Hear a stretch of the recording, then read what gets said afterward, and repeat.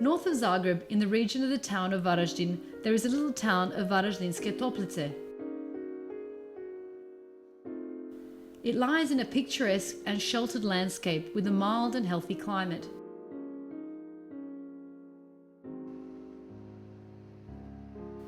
Its quiet old houses, cobblestone streets, and white benches transport the visitor in a long-gone era.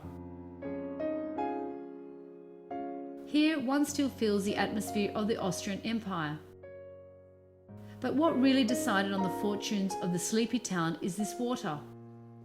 Varaždinske Toplice is the largest and oldest spa in Croatia. The local tourist board is managed by Hrvoje Potrebica, who explains the long local history. Na ovim prostorima ljudi su u stvari obitavali od pamtivijeka. People lived here since the dawn of time. Near these excavations, there is the cave of Gradišće, with the remains of primitive humans. The area was inhabited by the Pannonian tribe of Iasi when the Romans came and decided to use the warm sources that are some 20 meters behind me. They built a small town and called it Aquae Iase, after the local Illyrian tribe.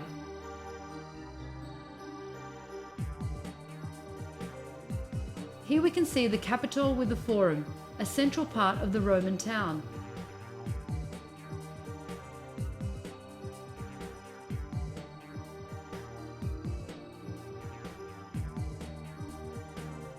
The temperature at the source is 58 degrees Celsius. The water rises from the depth of 1,800 meters. It's steaming hot. Božica Minerva je nađena na...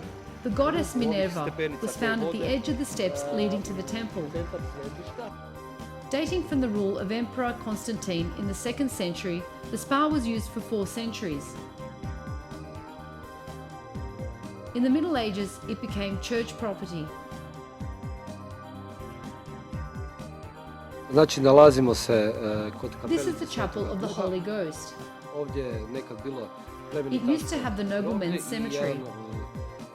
The most important person buried here is Antun Kukuljević. His famous son Ivan, a great figure of the 19th century Croatian culture, put up a cross with the glagolitic title, Thankful Son to his father.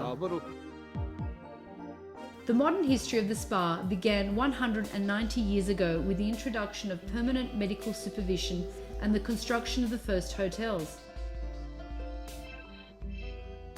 In the early 20th century, this was one of the best and most famous spas in Europe. Now it is getting back to its old glory. A lovely monument from the Baroque ages is the Church of Saint Martin the Bishop. It is shown by the parish priest. Ovo je jedna prelijepa crkva. This is a beautiful Baroque church, first mentioned in 1334, when this sanctuary was made in a Gothic style.